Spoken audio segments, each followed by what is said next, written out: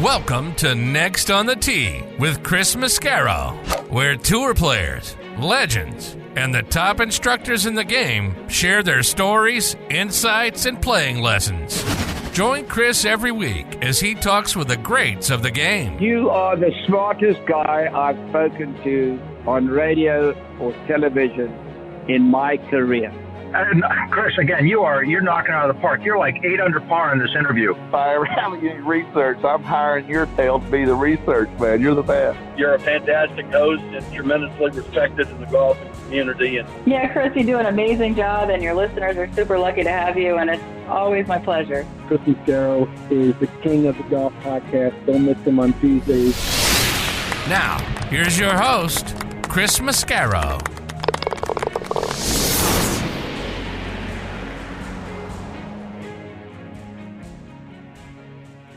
Good evening, folks, and thank you for choosing to come back and be a part of this week's edition of Next on the Tee. I'm your host, Chris Mascaro, and what a time we have going on in our game right now. Participation out on courses around the world is at an all-time high.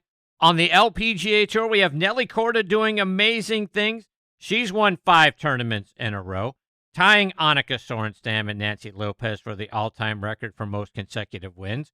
Only Byron Nelson, Tiger Woods, and Ben Hogan have longer winning streaks over on the PGA Tour.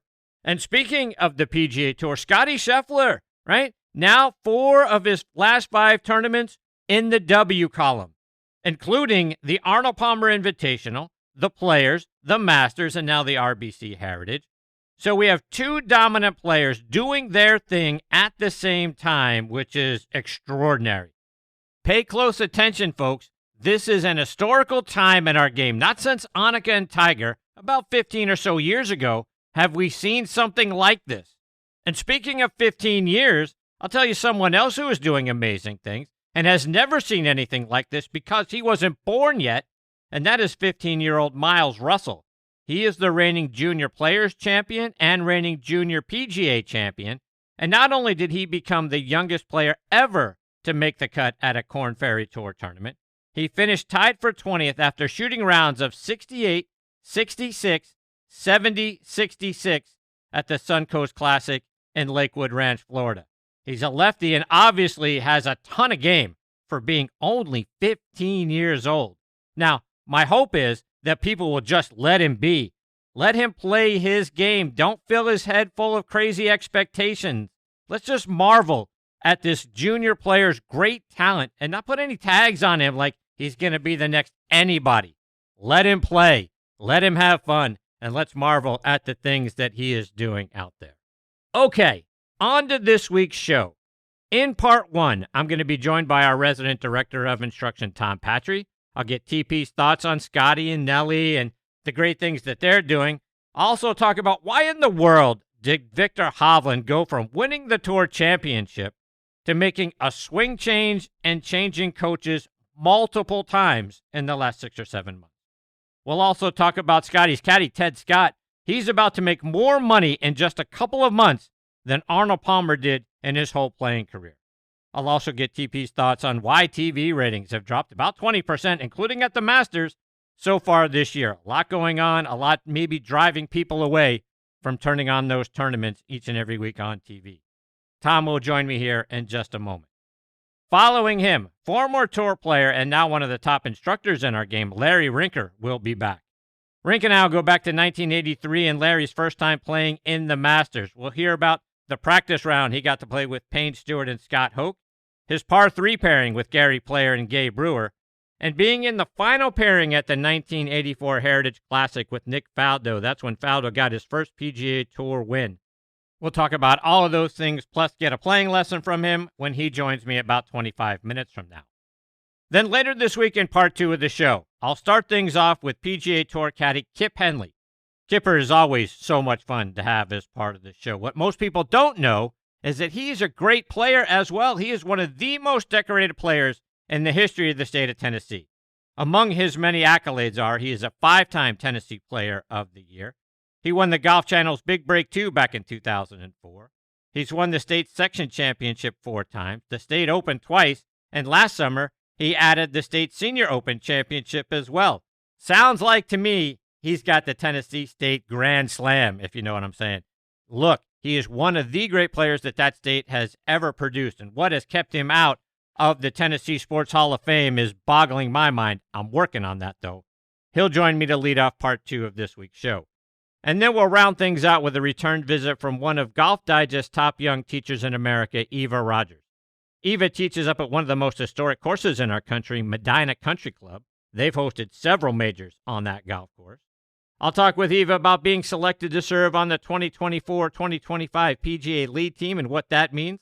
We'll talk about the things she's doing as one of the top U.S. kids coaches to make the game fun and keep young players engaged in our game. Plus the call she got from the assistant to Illinois House of Representatives, Jennifer Sanalitro.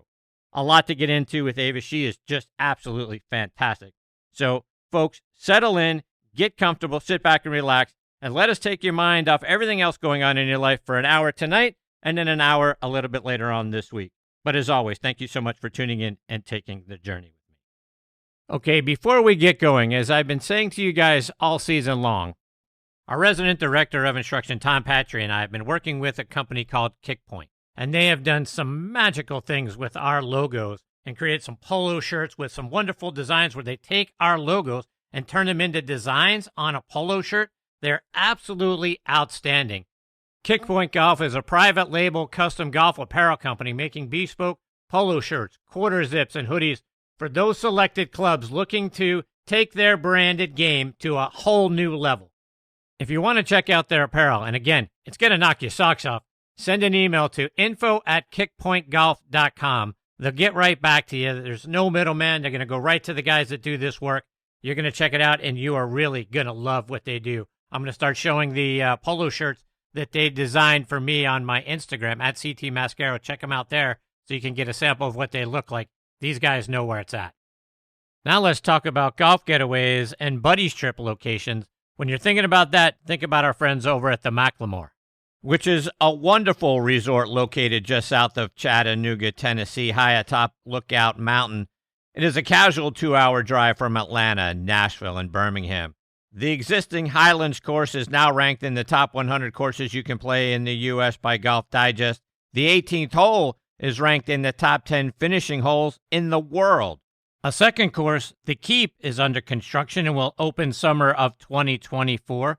The Keep is a Bill Bergen, Reese Jones design and features a 1.5 miles of dramatic cliff edge, with every inch of that edge filled up with a golf hole. A world-class hotel, Cloudland Lookout Mountain Curio Collection by Hilton, will open spring of 2024. Both have incredible views into historic Macklemore Cove, 1,200 feet below. You got to see it to believe it, folks. Stay, dine, and play golf above the clouds at Macklemore. Go online to macklemore.com to book your stay and play package. Now let's talk about the new P790 irons from TaylorMade. From the very beginning, P790 irons have been rooted in clean aesthetics and thoughtful design. However, their true beauty is found beneath the surface. With AI-optimized weighting and speed foam air on the inside, every iron is uniquely designed to perform exactly how you need it to. As striking as they are on the outside, their true beauty lies within. Learn more about the new P790 irons from TaylorMade by checking out their website at TaylorMadeGolf.com. Okay, now back in the house is our resident director of instruction, Tom Patri. You can find Tom down at Twin Eagles Club in Naples, Florida. As you know by now, he is a 13-time Golf Magazine Top 100 teacher, a 4-time PGA Teacher of the Year, 3-time Golf Digest Best in the State, including in this year's edition. And he is back with me again this week here on Next on the Tee. TP, how are you, my friend? Happy belated birthday to you. Happy belated birthday to you. Happy belated birthday, dear Chrissy. Happy belated birthday to you. Ah, there you go. Good for you for coming through. I wasn't going to let you off the hook because, all I got is got from you for my birthday. Got some goal. Indeed. All right, Tommy. First things first. Let's get started right. Scottie Scheffler. This guy has now won the Arnold Palmer Invitational. He won the Players' Championship the very next week and the first player ever to win that championship in back-to-back years. The next tournament he plays in is 2 weeks later at the Houston Open. He's a couple of short putts away from winning that thing. He ended up finished tied for second. Then he won the Masters, and then this past weekend he goes out and wins the RBC Heritage. In his other 5 tournaments, oh, by the way, this year, he finished tied for 5th, tied for 17th, tied for 6th, tied for 3rd, tied for 10th. Not bad. Your thoughts? Yeah, he's got to clean it up a little bit. He's he's a little slack. I mean, all the comparisons are obvious, right? Is he Tiger Woods? Well, he's certainly on a streak like Tiger Woods, reminiscent of Tiger Woods, but he's not there yet. So let's not get carried away. But certainly one of the great streaks of all time. I put that streak alongside some of Tiger's streaks, certainly some of Johnny Miller's streaks back in the day, and Jack obviously has to be in that conversation. It's one of the really, really great hot streaks we've seen. Certainly, that is very Tiger-like. Amazing golf. I mean, amazing shot making, amazing consistency. Just kind of running away from certain fields. Doesn't seem to have a flaw. Drives it beautifully. Great iron player. I mean, how does he not have a flaw? How can you swing like that and not have a flaw? How does that happen? Well, let me answer that, Chris, because this is my 40. I think I lose track. My 42nd or 43rd year teaching this game. I teach beginners and I coach tour players. I don't quite understand it. I get that question almost every day from at least one person on my lesson a day about the footwork and the craziness. And I got to be really honest with your audience. I don't have a freaking clue how he puts the club on the ball when he looks like a combination of Fred Astaire and Michael Jackson. It's amazing, and I'm a huge Randy Smith fan. Randy's, is Scottie's coach, a huge Randy Smith fan, and a wonderful teacher and a wonderful eye. And Randy has sidestepped that question continually with very, very vanilla answers. But it's kind of Jim Furyk upside down. Jim Furyk. Yes. Jim Furyk does crazy things above the belt line. Scottie does crazy things below the belt line. If you put Furyk's top and Scottie's bottom together, you'd have Ringling Brothers, Barnum and Bailey. It's unbelievable. It's unbelievable. I mean, certainly you can't take anything away from him. He's certainly doing some incredible things right now. So if he starts to go sideways, even a guy like Furyk or any of these guys that have very different swings, if they were to come to you, and I mean, you can certainly watch the video of their hands and the club face and all of that sort of thing. How do you get someone, if Scottie were to end up, hitting the ball all over the place, and now all of a sudden it's not what it was right now?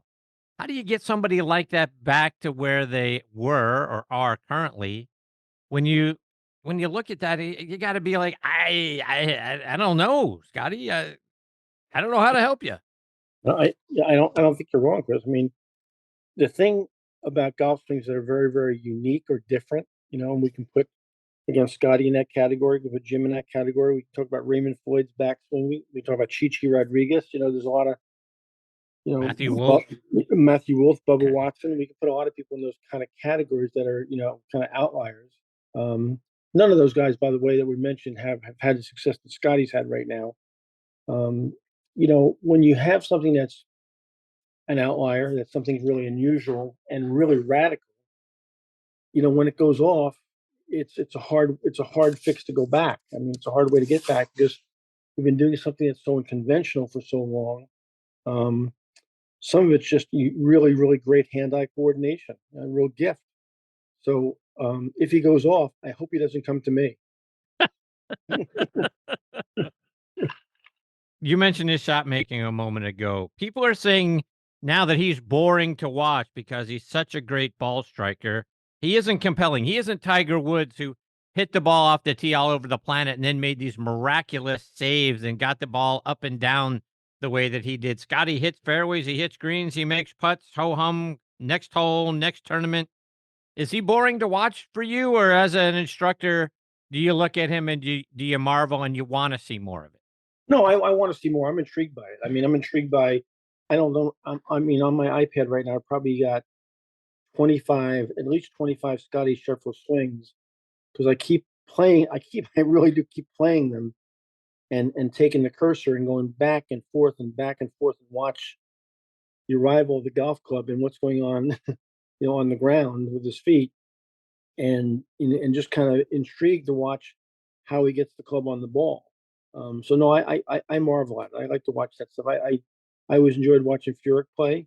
So as a teacher, and more than as a student of the game, you want to try to figure this whole thing out. And so far, I haven't got a clue. Speaking of people who think he's boring, if you've seen the television ratings lately and people writing about it, 20% fewer people on average are watching PGA Tour events these days, including the Masters, by the way. Yeah. And some people are saying it's fan apathy because they're tired of all the PGA Tour, PIF, LIV, merger, infighting, whatever you want to call it, the separation in our game right now. Others are saying it's the casual fans that Tiger brought to the game, and they aren't watching anymore because he so rarely plays. And when he does, we saw what happened at the Masters.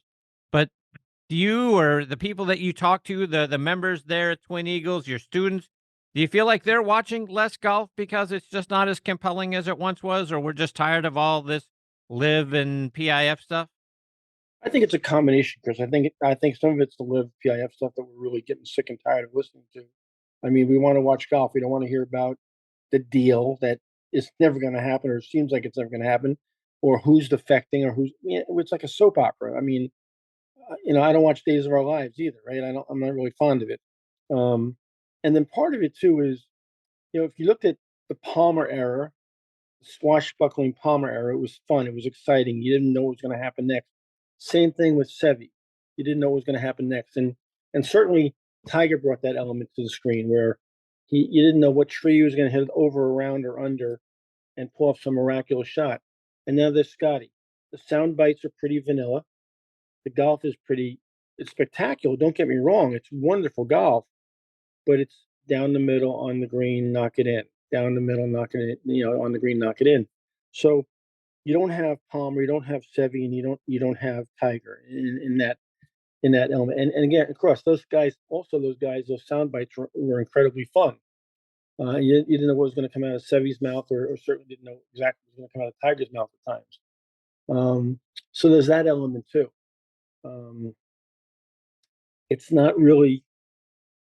It's great golf. I'm not sure if it's great entertainment. Let's talk a little bit about Scottie and the money. Last year, he set the single season all-time record. The money.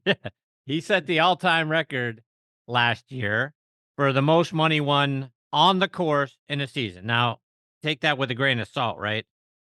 We've got elevated events or signature events this year. We've got a lot of things that have made the purses larger. So it's not apples to apples, if you will. And it also doesn't include what Victor Hovland won for winning the Tour Championship, that bonus money piece.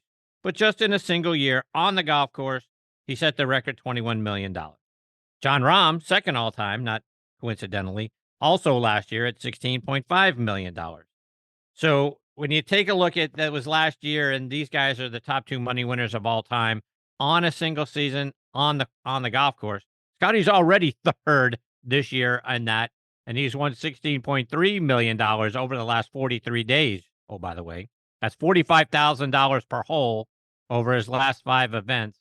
He's also won twice as much money as Wyndham Clark, who was second on the money list so far this year. And if he wins the PGA in a few weeks at Valhalla, it could be a crazy summer, talking about a potential Grand Slam. But, then again, he's boring to watch. But money, unbelievable what Scottie Scheffler has done in a very short period of time monetarily. And it's funny you say that, because I was going to ask you for a raise tonight. I'll double it. I'll double what I'm paying you now. Don't worry. Perfect. Yeah, you're ice cube to the Eskimos. That's what I always say. Right? It's incredible. I mean, again, you're right. It's not apples to apples because the elevated events and the money's gone through the roof. It's an amazing amount of money to make, not only in a year, but in the period of time that he's made it. I mean, if you had told me during my day playing that somebody was going to make $21 million in a tour season or $4 million in a week, I would have, asked you what kind of crack you were doing. It's just it's amazing. I mean, and we're not at the end yet because of this PIF live situation. If potentially something ever does get done, it could get even crazier. Yeah. So I don't think we're at the top of the mountain yet. What's too much? Where are we going with this? What's the incentive to win championships when you can kind of be 30th on the money list or 20th on the money list and make $8 or $10, $12 million a year before you have an endorsement? What's the incentive? Does it drive the needle? Does it drive the player to be better? I'm not sure. I'm not sure it's all good, Chris. So let's take that a step further, Tom. His caddy, Ted Scott, has earned roughly $1.78 million this year so far, according to an article by Kyle Porter on CBSSports.com. That's, oh, by the way, more money than Rory has earned so far this year. If you really take a historical look, in Arnold Palmer's entire PGA Tour career, he made $2.13 million on tour. The most Jack Nicklaus ever won in a season was $320,000. He did that back in 1972 when he won 7 times. And here we have Scottie's caddy, likely exceeding how much money Mr. Palmer made in his career in one season. Not a bad year for Ted Scott. Again, if you take me back 15 years or 20 years to when I was still, though actually longer now, 30 years, when I was still playing a little competitive golf, and you told me a caddy was going to make a couple $1 million a year in percentage earnings, I would have said, again, where's the cocaine? Where are you going? Where are you coming from? It's amazing, right? I mean, guy is carrying a golf bag. Now, listen, I don't disparage what caddies make, and I certainly think they do an unbelievable job in comparison with what caddies did in the past, and what they need to know and do, and what they do and come up with. And Teddy's a wonderful caddy, by the way, one of the best out there. But a caddy's going to make a couple million a year, more money than Arnold Palmer won in his career. I mean, I can't wrap my head around that and put that into any kind of context that I really and truly understand. Speaking of great players, Victor Hovland, he won the Tour Championship last season. He was arguably the best player on the planet over the second half of 2023. Then he decides to make a swing change, Tom. Oh, by the way, he missed the cut at the Masters. He finished tied for 62nd at the Players. His best finish so far this season is tied for 19th at the Genesis. Tom, why in the heck are you tinkering with a golf swing that just won you the Tour Championship? Victor, if you're out there and you're listening, if somebody knows Victor and is listening, please send this to him. Victor, I want to have lunch with you. I want to sit down. I don't want you to hit one golf ball for me. I just want to talk some sense into you. What are you thinking about, son? Son, you were on the cusp last year of being Scottie Scheffler. You're on the cusp of being the best player in the world, or one of the 3 best, certainly. You're on the cusp of doing things that few people have ever done in the game. You were hitting shots and shooting scores that were incredibly, incredibly historical. And you decide to make a change. And not only do you decide to make a change, but you jump, and Chris, correct me if I'm wrong, in the past 3 months through 3 different coaches? Right. Is that correct? That's correct. Victor, 239-404-7790. Let's have a beer and chat. Solid advice. Before we crown Scottie Scheffler the next greatest player that Tiger might be handing the baton to, there's a 15-year-old kid, Tom, Miles Russell, who not only got a start on the Korn Ferry Tour last week, he finished tied for 20th. He became the youngest player to ever make the cut in a Korn Ferry Tour event. He's the reigning junior players champion, the reigning junior PGA champion, and he goes out there and shoots rounds of 68, 66, 70, 66. And he got a sponsor's exemption into this week's tournament. Talk about the play from this kid. Miles, whatever you do not call Victor Hovland for any reason. Do not call Victor Hovland, Miles. Whatever you're doing, Miles, whatever you're doing, keep doing it. Don't listen to anybody. Don't take any phone calls. Don't answer any text or emails. just keep doing what you do. It's unbelievable, right? It's incredible. I mean, the talent now, Chris, the young talent that's coming out, coming around. This kid's 15 years old. I mean, there are young men on the Korn Ferry Tour that could win a major, could win the U.S. Open, could win the British, could win the PGA, given the right week and the right circumstance. We don't understand. I mean, we're looking for our next Tiger Woods. We're looking for our next exciting player, our next soundbite. Well, guess what, folks? They're there. Just open your eyes. They're there already. They're all out there. It's an amazing. We want a rock star. Well, the truth of the matter is we've got 150 rock stars. They're there, but we want something that's a little different. The package is different. It's more exciting. It says and does kind of crazy things. But everybody isn't that way. But the pure talent, we've got plenty of it. It's incredible. The kid did an amazing thing. My hat's off to him. I mean, it's just world-class stuff. Yeah, I mean, my only concern from him, and he is obviously a wonderful player, but at 15 years old, all the stuff that's going to start flying at him, to your point about don't look at social media, don't read your text messages, all that kind of stuff, because people are going to come out of the woodwork. I hate for kids at that age. I mean, obviously, I want them to have success. It's fantastic that he's having success. I just get worried about kids at that age and everything that this success and what people will throw at him, and the expectation, I think, is the word I'm looking for. The expectations that people are going to place on him if he continues this run and continues to get sponsors exemptions and play well and, top 20s, top 10s out there on the Korn Ferry Tour. It just worries me at this age that people are going to label him. He's the next Tiger Woods. He's the next this, the next that. And more often than not, Tom, and you and I go back a long ways with our, sports fandom. How many times as a kid when you were growing up in New York did you hear about some guy that was coming up through the Yankee system that was going to be the next Mickey Mantle? He's the next Joe DiMaggio. And then the next thing you know, you haven't heard from him, 2 years later. I just hate that level of expectation. And Chris, to your point, let's just go back a couple of months and talk about Nick Dunlap winning in the desert. And what has he done since then? Yeah. Right? I mean, he just shot $1 million at the Masters. He shot $1 million at Harbortown, right? I mean, he's missed several cuts. And he won as an amateur in the desert, and it was spectacular. It was a great story. And everybody, crowned him the next superstar. And he's really struggling. Golf is a really hard game, okay? A really, really hard game.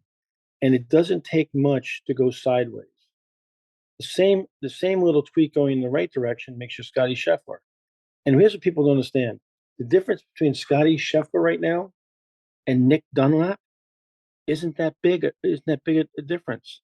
It's these little tiny things that drive you either mechanically in the right direction or the wrong direction, or more importantly, psychologically in the right direction or the wrong direction. This is a very, very, very fragile game, man. Very fragile. Yeah, well, let's take that a step further, because we always talk about the mental approach on this show. And that's the thing, right? As you start letting some of these things creep it between your ears, whether it's you're the greatest and you're going to be the next this or that or the other thing, or the opposite side of that coin is you're not that good, and you start all the negative self-talk because you are Nick Dunlap and you've had a struggle over the last 3 or 4 months after having such great success. Those things start to take root in your head and can start taking you the wrong direction. You may have a beautiful golf swing, and I think you and I have seen a lot of great players over the years with beautiful golf swings, but didn't win a heck of a lot because they didn't think they could. And that's where it starts to get dangerous for me. I think it's extremely dangerous. I mean, we've watched some really great players, a few that come to mind right away who just got going the wrong way mechanically. Ian Baker Finch was ascending to a really high level on the world stage in the peak of his career, and then went in search of, the Holy Grail and make a swing change, never to be heard from again. And I mean a guy who had a beautiful golf swing, right? A great putting stroke, and a wonderful demeanor, but got going a little bit the wrong way and got a little bit too, greedy is not the right word, but understand the context which I'm using it in, and all of a sudden couldn't find his way back, right? Just couldn't find his way back. And I hope I really hope, and I don't know Victor Hovland. Victor Hovland wouldn't know me if he tripped over me. What a wonderful talent, and I hope the clouds part and he finds his way back because he was good for golf. He's entertaining, and he's so talented. I hope he finds his way back. Yeah, and Hal Sutton's a guy that Hal was on the show last week. Hal's become a wonderful friend. He's told the story many times on this show about when he first came out onto the PGA Tour, and he had such great success in college, Player of the Year. He comes out, he wins the PGA Championship in 1983. He did it by a stroke over Jack Nicklaus, and the next thing you know, people started labeling him and had expectations for him that he was going to be the next Jack Nicklaus. And that is hard to live up to. And he started to get down on himself because he wasn't living up to the expectations that other people had stuck on him. And then you start going through all the things, right? You start to, why am I not winning? You start getting in your head. Now I need to change my swing. Now I need to do this, that, and the other thing. He had to get away from the game essentially for a number of years. And we know, he won the Players Championship also in 1983. Didn't win the Players again until 2000 when he beat Tiger, but had to get away from the game for a long time to kind of clear his head and almost start over from scratch and then build his game back up. And he did a wonderful job of that. But there's a lot of years in between 1983 and 1999, 2000. Yeah. I just, anyway. I played college golf at the same time as Hal and was around him a little bit. He's, just was an incredible amateur college talent, and obviously, proved himself at the highest level on tour. And again, you're right. There's an example of just getting going a little bit the wrong way psychologically, and little expectations being put on you that aren't really fair. After a little bit of success, I mean, the depth of Jack's success, the depth of Tiger's success, depth of a really truly world class success. They do this over a long period of time, over a huge number of events on the world stage, and they do it repeatedly. That's a really really unique talent to stay the course on that, and not get sidetracked or pulled out of your lane, if you will, mental lane, if you will, and be able to keep going forward and climbing the mountain. That takes a really unique individual. The stuff that, I mean, as much as we appreciate Tiger Woods right now and his career, when you and I are long dead and gone, and they write those history books, he'll be written about like Superman, basically. I mean, the things he did and how long he sustained those runs, and how many events he won in a row, how many events he won multiple times. It's incredible what he did. I don't think we really truly we have to step back and look at that and realize, how did he sustain that for that long? Right. Tom, one more before I let you go. And you got an interesting alligator story that happened nearby your Twin Eagles golf course. Oh boy. Oh boy. So I'm giving a lesson the other day to a gentleman who's at a club right alongside, or two clubs down from Twin Eagles on the same road. And good friend. And he tells a story that, it's a real estate development too, like Twin Eagles is. And the man's out walking his two golden retrievers at 9:00 at night, and right on the club property, out in the street that he lives on. And out of nowhere in the dark, this gator charges him. He gets flustered and he backs up and he trips over one of the dog's leashes, goes to the ground, and the gator grabs him by the leg. And the gator is then trying to drag him back into a lake that he's come out of, which is what they do, and they drown you basically. And then that's the end of that. Well, as this happens, a car comes around the corner and the headlights shine on the street. And it's a friend who realizes what's going on. And he pulls up and he runs over the gator, and the gator releases the guy. And the guy pulls away, and the gator kind of shuffles back onto one of these people's front lawns. And they get the guy up on his feet, and he's safe. But if that car hadn't come around the corner, he'd be at the bottom of the lake at the club, and everybody would be wondering where he went, because nobody would have realized what had happened. Every year down here, we hear a story about, unfortunately, a person, a child, an animal, a dog, a deer, that one of these gators latch onto, and everybody thinks it's like it won't happen to them. And I tell all my folks to come down, especially from the north, who aren't really familiar with wildlife down here, that when you hit the ball on that hazard on the left, the ball's not that important. Okay, just drop one and we'll hit it. We'll hit another. But this guy could have, 9 o'clock at night, if nobody else was out there walking, and off he goes into the lake in the dark. May never, they would never figured out maybe not have figured out what would have happened. Incredible stuff. Yeah, no kidding. Thank God that car came along. Oh my God. Tom, before I let you go, remind our listeners, how can we stay up to date with all the great things you're doing? Get some of those free lessons on your YouTube channel and follow you on social media. Chris, I'm going to be down here at Twin Eagles year round now. So anybody who wants to take a trip to Florida in the off season when it's a little quieter and get into some restaurants and play some golf and get on the first tee that's uncrowded, I'm going to be down here all summer long with a few escapes. I'm going to play a couple of senior events this summer in the section, which I'm really excited about. But www.tompatri.com, Instagram, LinkedIn, and Facebook.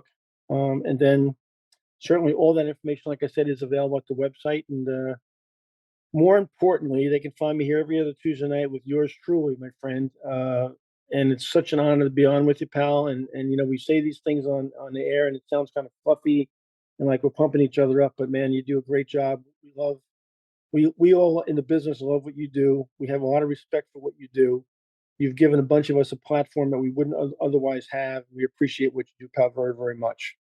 Well, the appreciation flows right back to you, my friend. You're the best. Take care. All the best to you and your family. We'll catch up again in a couple of weeks. Tell Rinker that I have placed in my lesson book. If he wants to come by and I can take a look at him. I will pass that along, and by the expression on his face, I think he can see that. So he's waving you off like he's not interested in that at all. I'll talk to you soon, pal. All right, man. See you, Tom. Bye, buddy. That's a great Tom Patri, folks. Again, at Tom Patri Golf on Instagram. TomPatri.com is his website. And go out on YouTube and subscribe to the channel and get those free lessons. As I always say, they don't come better than that guy. He's a wonderful friend and a wonderful individual and a fantastic teacher as well. So can't wait to have him back on the show again here in a couple of weeks. Coming up next is a guy who had a great college career at the University of Florida, won an SEC championship, played out on the PGA Tour for a few years, and is now one of the top instructors in our game, and that is Larry Rinker.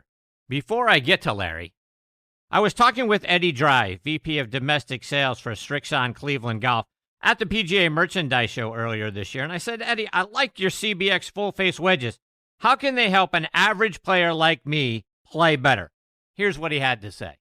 An average player, I use one, and I'm in some lies that you can't even believe. And I need all the help I can get. And the face is bigger, and the grooves go all the way up and all the way out to the toe. So if you hit it on the toe, you miss it, bam, there's a groove. So I like that. So I carry a 58. There you have it, folks. Try the new CBX full-face wedges from Cleveland Golf. I also want to give a shout-out to my friends over at On Point Golf and their great On Point ball marker. Get the #1 ball marker in the game of golf. On Point is the only three-dimensional ball marker out there, with alignment technology and a removable coin that is approved to use according to the rules of golf. As you know, putting is all about line and pace. Mark your ball with On Point, engage with your three-dimensional ball marker, and have more confidence in your line, execute the putt, and you're going to lower your scores. Do what the likes of Jim Furyk, PGA professionals, and amateurs alike are doing now.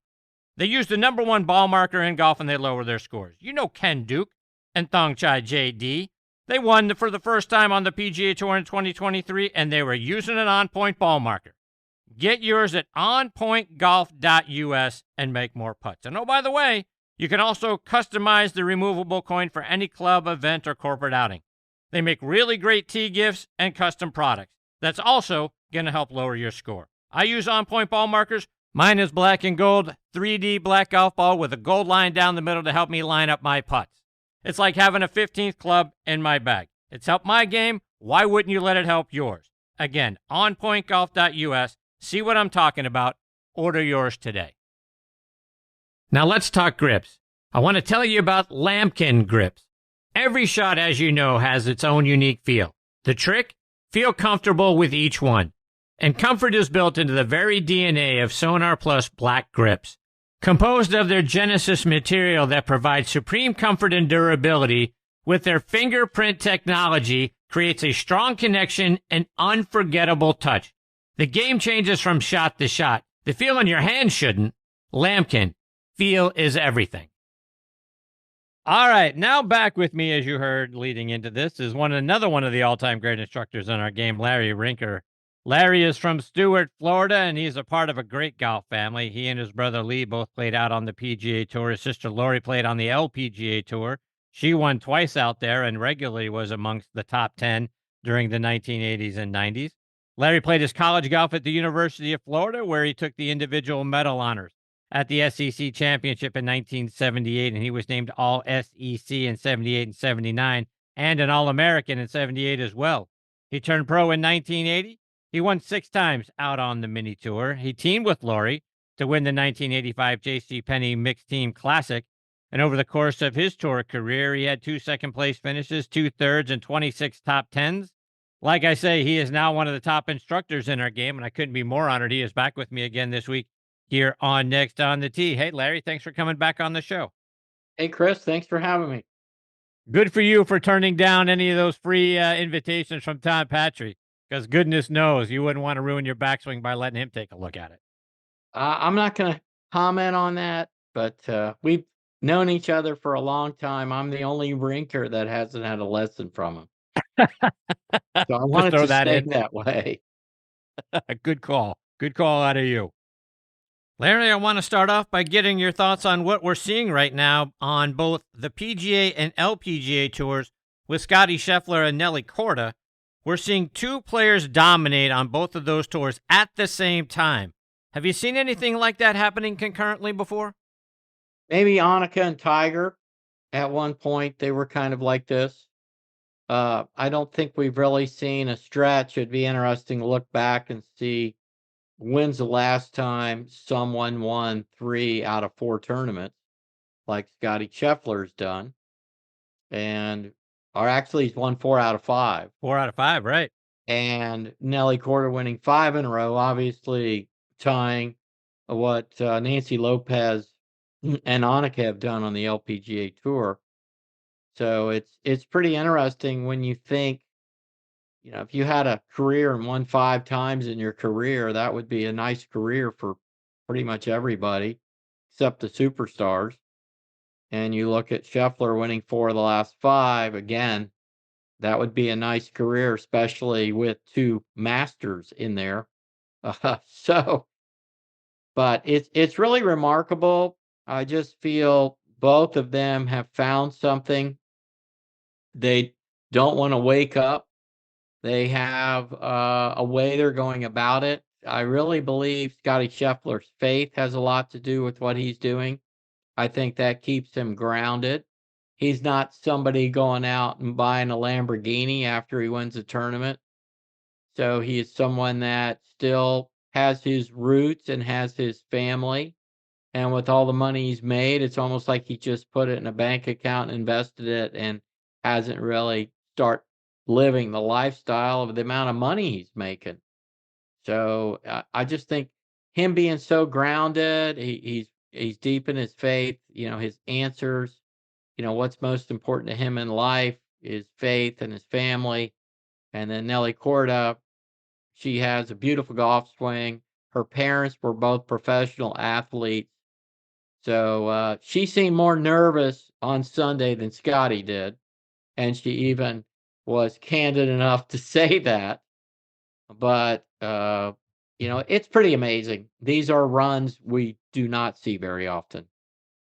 Larry, speaking of Scottie winning the Masters, you played in the Masters a couple of times, first time being back in 1983, which is the year that Seve would win his second green jacket. What do you remember about your first Masters experience?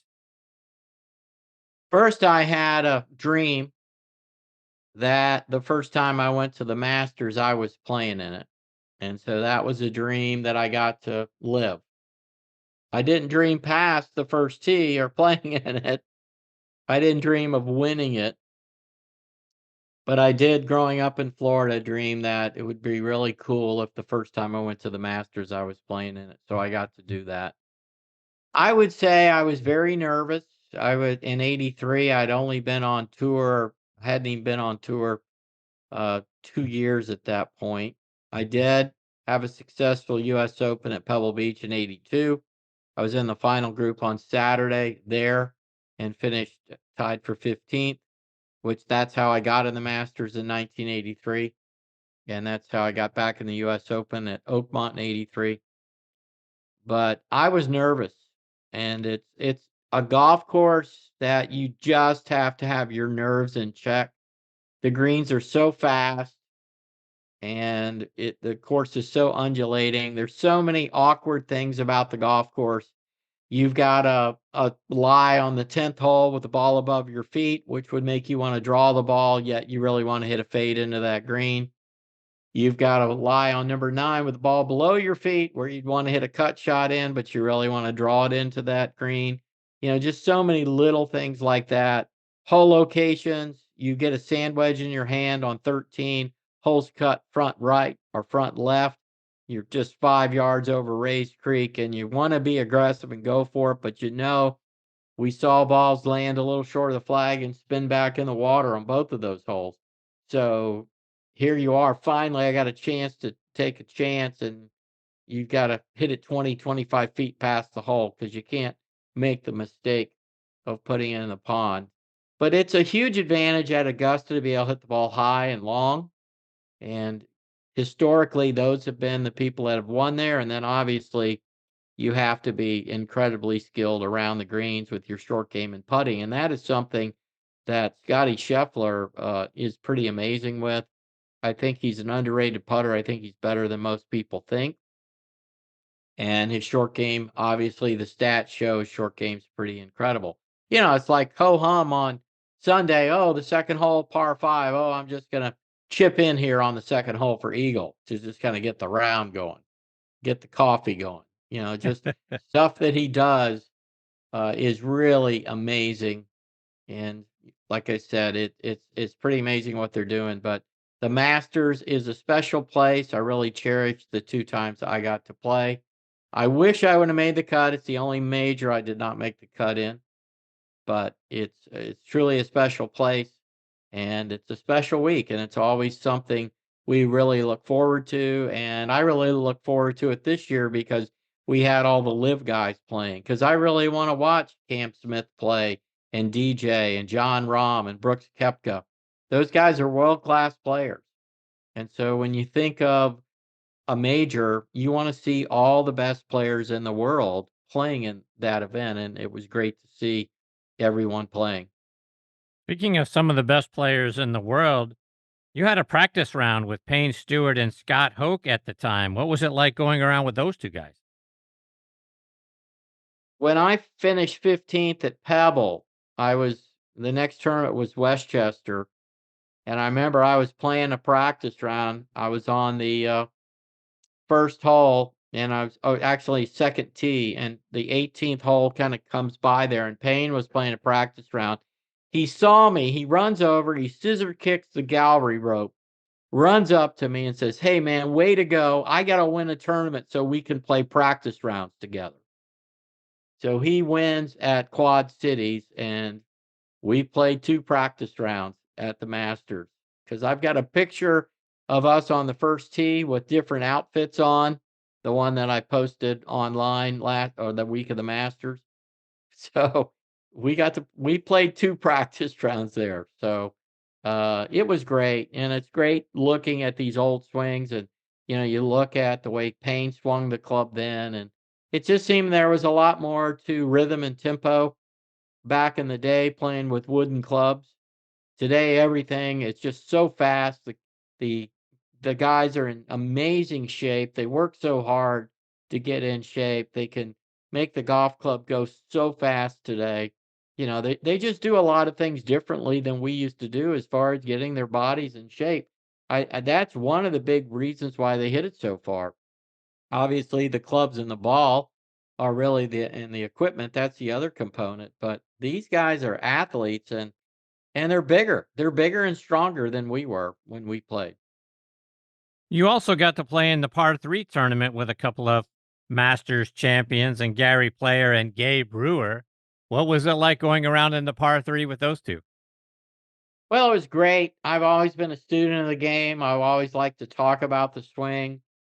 I've worked with a lot of different teachers through the years, and so it was just great playing a practice round Gary Player and picking his brain and talking to him about what he was doing and giving what I thought about. I'd been at that point in time, I'd been working with Bob Toski for about 7 years at that point in time. So, I had some pretty good ideas on how to play golf and how to control the club and how to control my ball. So it was great just talking about some different things. But, the Black Knight, Gary Player, one of the greatest players of all time. And just anytime you can play with someone like that, it's a real treat. And then Gabe Brewer, whirly bird, he's got that whirly bird move at the top. Got the cigarette dangling out of his mouth playing a practice round. It was the old days. You don't see that on tour today. I mean, when's the last time you saw somebody other than John Daly with a cigarette dangling out of their mouth when they're playing golf? So, but it's just great. I say to people all the time, play with better players. You see rookies on tour, have the guts to walk up to, my day was have the guts to walk up to Jack Nicklaus or Tom Watson or Lee Trevino and say, hey, can I play a practice round with you? And go play golf with these guys. Today it's, hey, see if you can play with Scottie Scheffler and see if you can get a practice round with Tiger Woods or, all these great players. That's always a great thing for these young guys to do. Just don't go out and play with your buddies. Larry, I read in 1984 you set a goal of winning $45,000 that year so you could make the top 125 money winners and earn your exemption for the following year. You finished second to Bob Eastwood in the USF&G Classic in New Orleans thanks to a final round 68.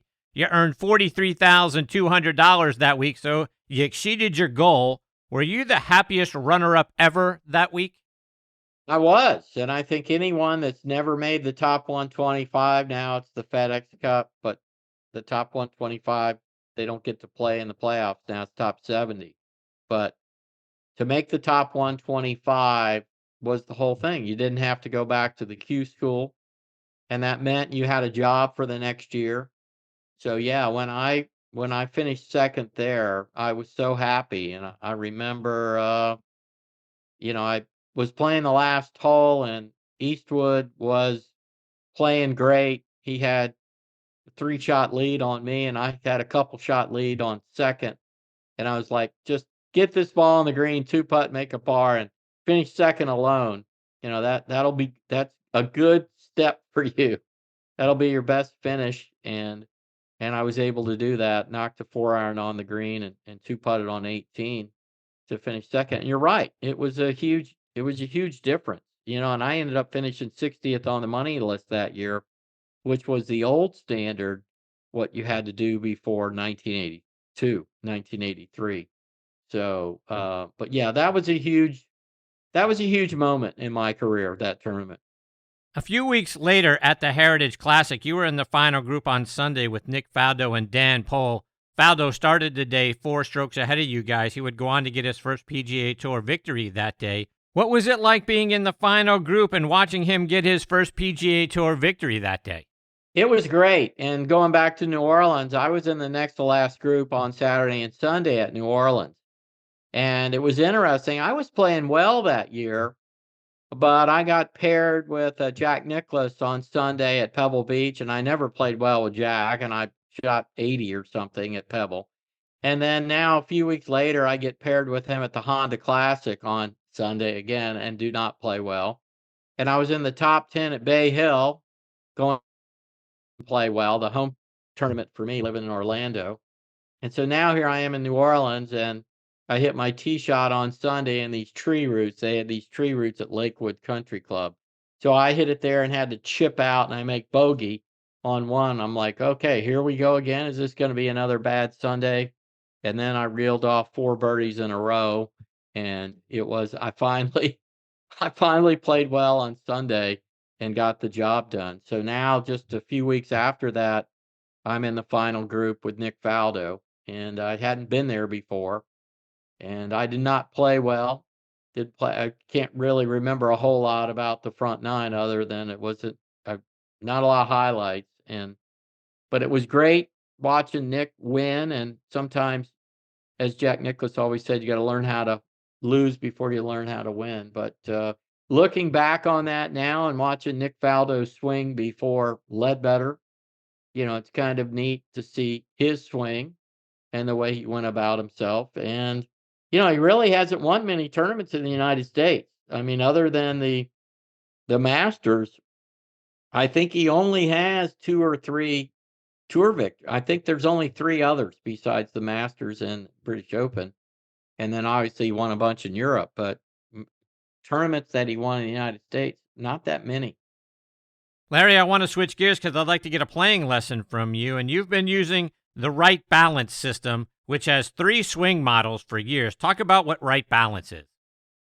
Right Balance, Dr. David Wright. He's done a lot of research. He's had some great doctors he's worked with. Some of the doctors he worked with, Frank Jobe.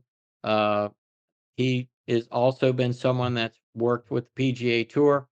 He was instrumental in when we first had a fitness truck rolling on the tour in the early to mid 80s. And he did the Tommy John surgery. There's a Robert Watkins spine guy that has done a lot of surgeries. He did Peyton Manning's neck surgery, Dwight Howard's back. I mean, his list of people he's worked with is greats of all the sports. I even think Payne might have had a surgery with him. But Dr. David Wright did this, and the 3 swing models are called upper, mid, and low core. And really, everybody fits into one of those models. And I really believe Doc Wright has created a semblance of order in that these setup and swing characteristics go together. And so if you're a low core, here are the swing and setup characteristics that go with that. If you're mid core, which is what everybody's teaching, that's your average tour player swing, there are setup and swing characteristics that go with that. And then upper core, which most of us are, which nobody teaches, has its own set of things that set up things and swing characteristics. And I really believe we don't have more upper core players on the tour because they got coached out of their swings at some point in their career. And there's probably people that even got to tour and got coached out of it, got in college, got coached out of it, juniors. And really, we believe 2/3 of all men are upper core, all ages. So it's these models are interesting, simple things like your hip rotation. How rotated are your hips at impact? Your grip has to match it. So if you're a low core player with your lower body very rotated, a la Lee Trevino, Dustin Johnson, Paul Azinger, Daniel Berger, strong grip players, well, they're going to be very rotated. And the rotation of the body is a face opener. So they need a really strong grip to match up the rotation in their lower body. That's low core. And they're basically ghost. I've only measured 14 out of 1,400 people. You don't see many of them. You'll see more in the LPGA than you would the PGA Tour. And then the mid-core is what everybody's teaching. We know the average tour player's hips are rotated 40, 45 degrees at impact. So we want that. We want this certain forward shaft lean. We want to be in posture. So people are looking for that picture of impact.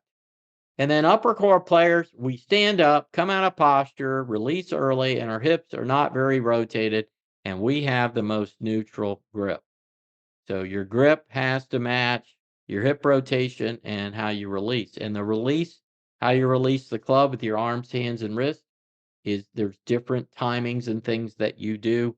A low core player is going to lag and rotate. An upper core player is going to keep his back at the target, like Jack Nicklaus talked about, and feel like he starts the club right away from the top of his swing. Nicklaus talked about that as well. So we believe Jack Nicklaus is upper core. Could have been mid-court early in his career, but certainly when he won the 86 Masters, he was upper core.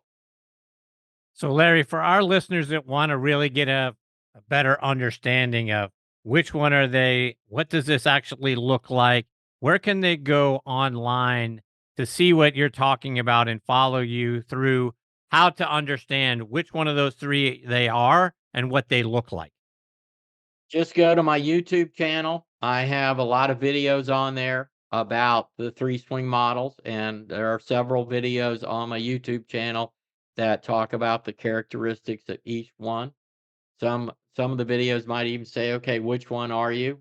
And if you video your swing, I mean, we have iPhones now that video at 240 frames per second.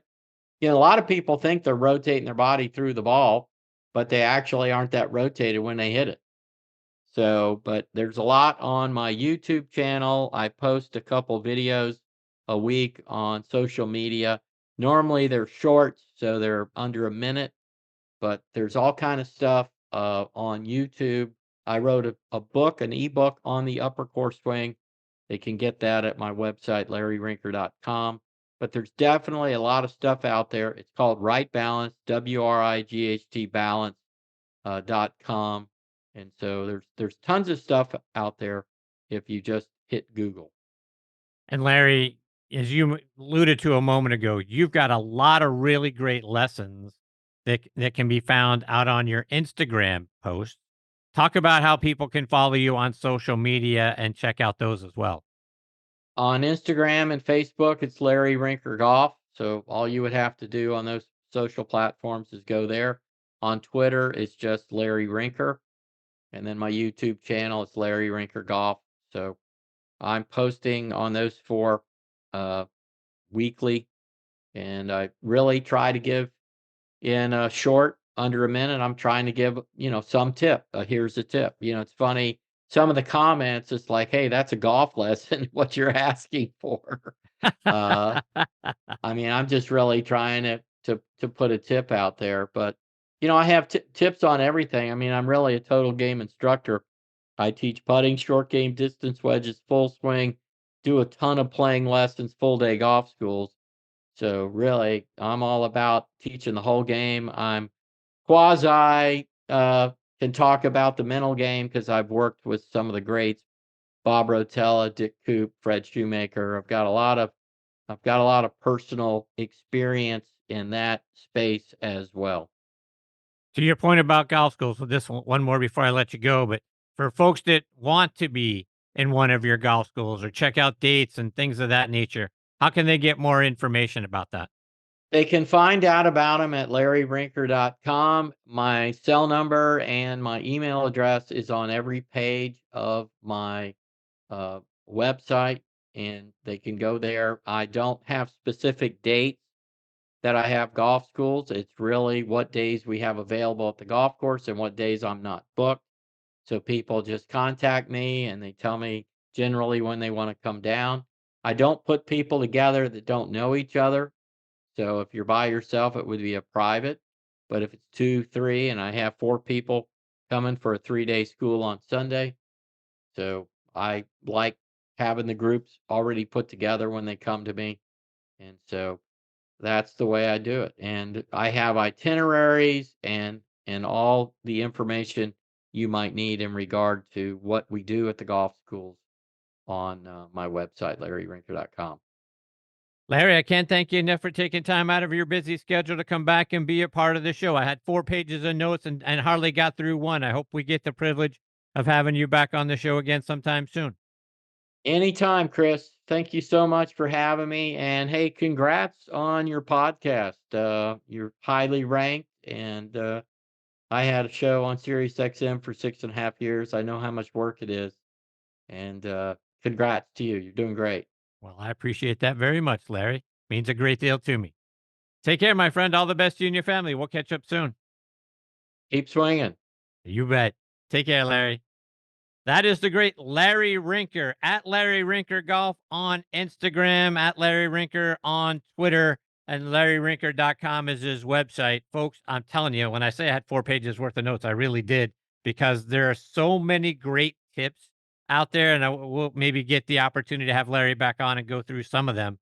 But to his point, a minute or less, and if you scroll through those on his Instagram page and you watch those, take those with you on your cell phone to the range if you're going to go out and have a range session. Take them in the backyard if you've got a hitting net, or take them out on the golf course if you're just playing around as a round of golf and not in something serious, obviously. But take those with you, watch those, and then you can put them to work right then and there for yourself and see what Larry's talking about. He's got some really great short game tips, from exercises and drills for how to get better control of your speed on the greens with your putter, how to chip and get them closer, where your shaft lean and things of that nature that can make a difference.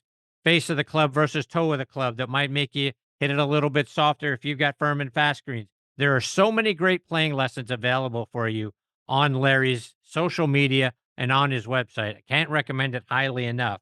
We'll try to get Larry back on the show again here before too long and go through those. But in the meantime, you need to go out there and subscribe and take a look at the things he does every day. Your golf game is going to get immediately better.